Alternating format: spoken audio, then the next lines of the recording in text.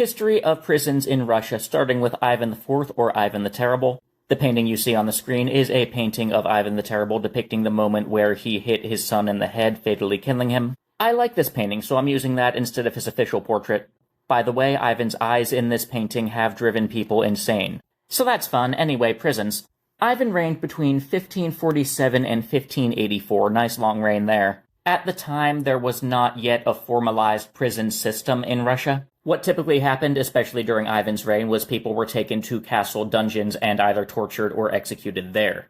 Ivan was called the Terrible for a reason. Lots of people were taken, tortured, executed for suspected treason. That's some parallels to Stalin's time. And if we continue with these Stalin parallels, the Oprichniki. That was the name of Ivan's personal guard. They would be equivalent to the Blue Caps. They basically had free reign to take, torture, execute anyone they wanted, and seize property along with it. Fyodor I of Russia came after Ivan the Terrible. Now, just for reference, here's a map of Russia at the time. This is a 14-year reign from the death of Ivan to 1598. Russia stretched from Sweden, and they were starting to advance into Siberia at the time, so they had not yet conquered the entirety of North Asia. As far as prisons, as far as crime and punishment goes, extended prison sentences were not common in this time period. So rather than rotting in a cell for years and decades, they more often did corporal punishment. So rather than housing all these people, it might be a quick torture and be done with it. Depending on social rank, depending on the crime, it might be flogging in the public square.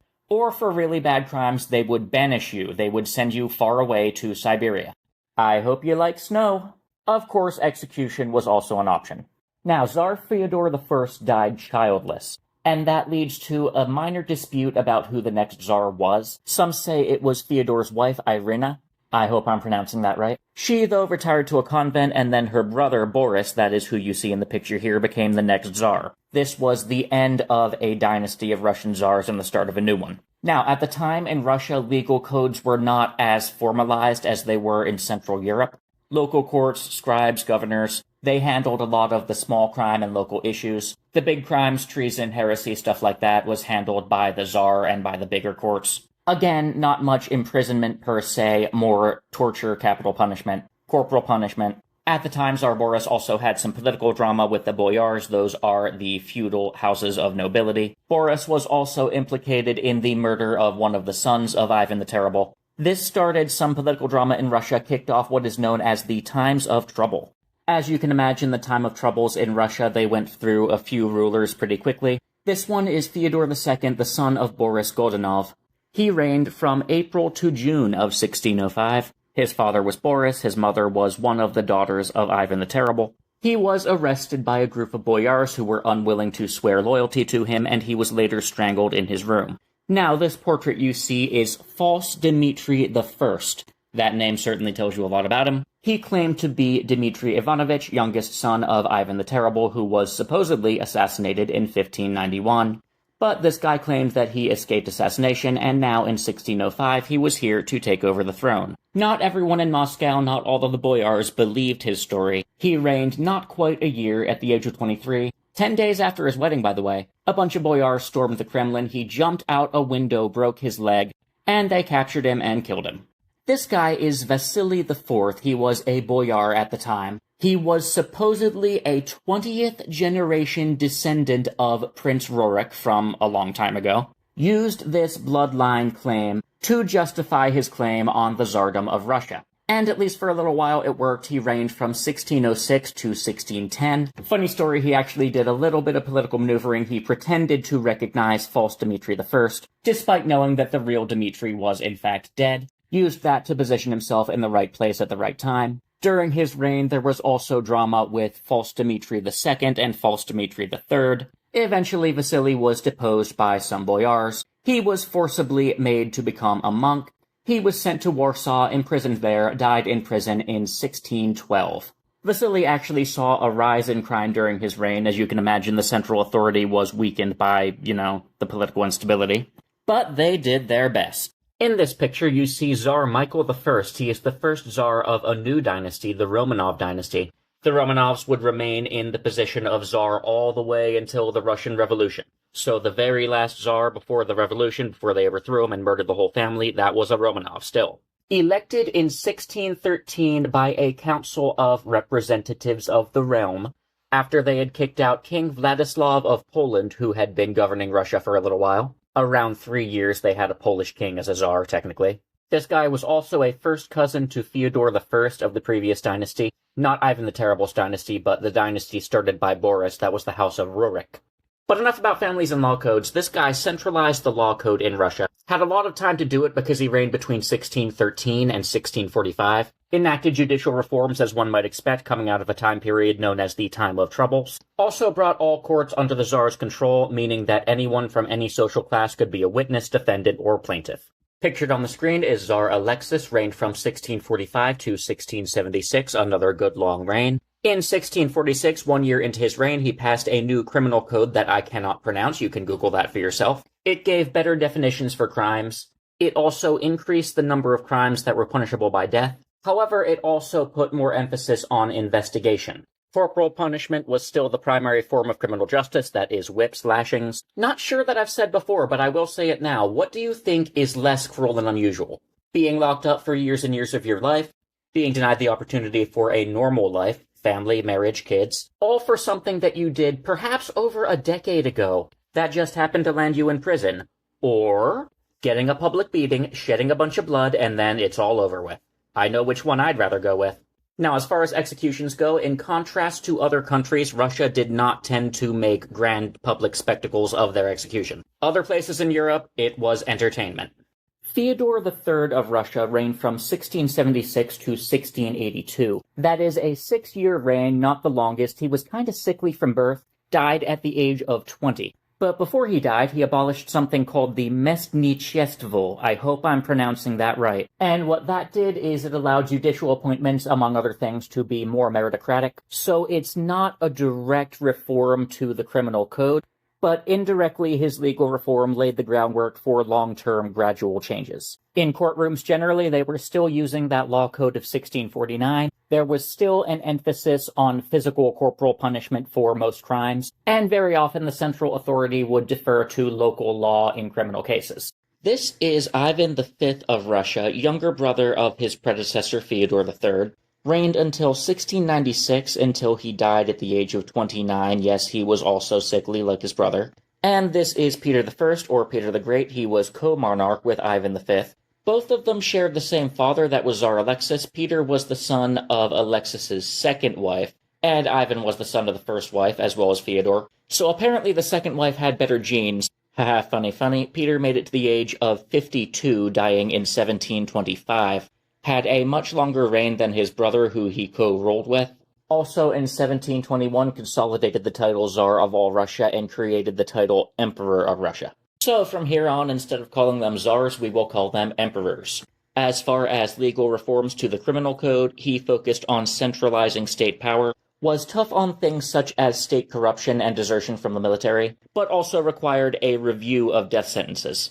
While he tried to reduce the frequency of executions in Russia, he also increased Russia's reliance on other punishments such as exile and hard labor. So Peter the Great's reign is the start of a shift in how Russia does criminal justice. It also shifted in another way, that is the style of executions. Whereas in the past, Russian executions were not as public or showy, Peter the Great looked at what Western Europe had been doing for hundreds of years, decided to follow their example by making executions more of a public show, also introduced a new manner of execution, that is breaking on the wheel. That is a unique form of torture and death. I'll let you look that up for yourself. Peter is remembered as trying to increase government control and sometimes wielding criminal law arbitrarily to that end. This is Catherine I, wife of Peter the Great. She had a 2-year reign from 1725 to 1727, died in 1727 at the age of 43. Man, these Romanovs can't seem to make it past 60, can they? Peter II was no exception at all. Reigned from 1727 to 1730 when he died at the age of 14. He was the last patrilineal descendant of the original Romanov dynasty. But he was not the last Romanov. This is Empress Anna, the niece of Peter the Great.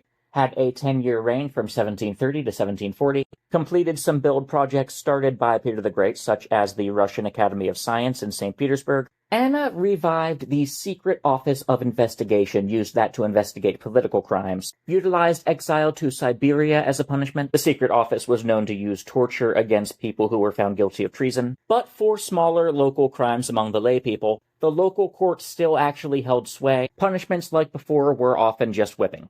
Do you know the meme, nothing bad ever happens to the Kennedys? Well, nothing bad ever happens to the Romanovs. This is Ivan VI. He was coronated at the age of 2 months old. Of course, his mother served as regent. Coronated in 1740, deposed in 1741 by his cousin Elizabeth Petrovna. He later died at the age of 23. Speaking of Elizabeth, here's Elizabeth. She actually reigned until 1762. She was well-liked for a couple reasons. Number one, she'd started a bunch of construction projects.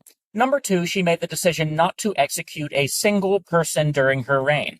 Legally, capital punishment was still on the books, technically, but it was effectively a very long pause on the practice. This came at about the same time as a trend in wider Europe of public execution, public torture falling out of favor, partly because high society women faced social pressure to be disgusted by the practice. Exile, whipping, hard labor, those punishments were still on the books.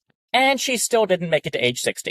Penal colonies were something that a lot of the Enlightenment age and post-Enlightenment European empires did as a form of criminal justice. These were colonies, regions, pieces of land far away from the homeland, where they would basically send prisoners for exile and hard labor.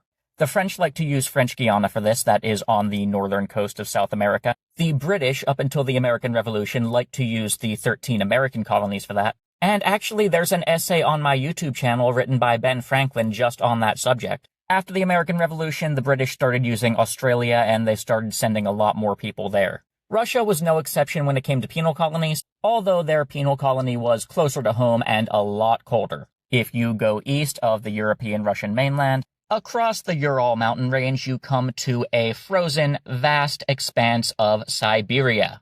They sent a lot of people to this huge, undeveloped piece of land that was sparsely inhabited, mostly because of the cold, and they would do hard labor there. This is Peter III of Russia. He reigned for about 7 months during the year of 1762. This is Catherine the Great of Russia. She reigned for more than 7 months. She sat on the throne for around 34 years. Also, she's a bit of an outlier as far as Russian monarchs go. She made it to the age of 67. She is called Catherine the Great because her reign saw a sort of cultural renaissance in Russia. Lots of immigration from Europe, new universities founded. That immigration from Europe is culturally important because this is around the time that the Russian nobility became obsessed with French. The technical term for that is galomania, that is love for all things French. If you want to get an idea how deep this ran, Tolstoy's novel, War and Peace, approximately 2% of that entire book, that is 1 in every 50 words in that entire book, is French. And Tolstoy has a habit of using the French language on the lips of his character to mark the characters as being pretentious, snobby, stuck-up. As far as crime and punishment goes under Catherine, she was against capital punishment and against torture. She issued the instruction for a legislative commission saying as much. That was not an outright prohibition, but those practices were on the decline under her reign. She also codified the rights of the nobility and landowners, limiting her own ability to send them to hard labor in Siberia. Another example of a multi-tier justice system, the serfs were held to a different standard than the nobility, which is one reason, a little over 100 years after her, the Bolshevik Revolution, although it had a very bad result, it's unfair to say that they did not have a legitimate grievance. The power imbalance between the nobility and the commoners was indeed there on a massive scale. Catherine, with her Enlightenment ideas, are also where we see the rise of prisons and correction houses in Russia. Not quite yet on a massive scale, but this did mark a turning point, both culturally and in terms of criminal justice. This is Emperor Paul I of Russia, son of Catherine the Great. He had a relatively short reign, 5 years from 1796 to 1801, when he died by assassination at the age of 46. Nothing bad ever happens to the Romanovs. He was known for trying to push through various reforms which were ultimately unpopular, leading to his assassination, one of which was an imperial edict forbidding labor on Sunday. That edict was pretty much unheard of for its time in that it extended the rights of Russian serfs. Which brings us into the 19th century. Tsar Alexander I reigned from 1801 until 1825. This guy died at the age of 47. Nothing bad ever happens to the Romanovs. Alex was not a fan of his father's or his grandmother's job as emperor. He wrote that Russia had become a plaything for the insane and that absolute power corrupts everything. He went on to pursue a lot of significant governmental reforms in addition to his role in the Napoleonic Wars. The legal system under Alex I got a little complicated because he expanded Russian territory so much. Under his reign, Russia acquired new lands in Poland, Finland, and the Caucasus to the south, among others. In those new lands, there was sort of a blend of local law courts combined with imperial law for certain crimes, so it really depended on the crime and the case. Torture was on the rise, especially for political crimes, but public spectacles of execution were on the decline. Again, exile to Siberia was common. The prison system also expanded under Alex I.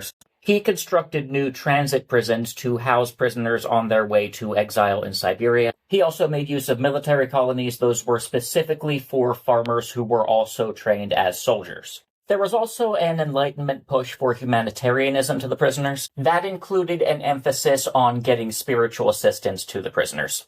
This is Tsar Nicholas I. He had a good 30-year reign in Russia. He did his part to centralize state control over the judicial system, which included cracking down on political dissent. This is Fyodor Dostoevsky, one of Russia's most famous writers. He was a victim of this crackdown on political dissent. He was arrested in 1849. He was initially sentenced to death, and this went as far as they took him outside, they put him in a firing line, put a blindfold over his head. But when they pulled the trigger, he didn't know that the bullets were blanks.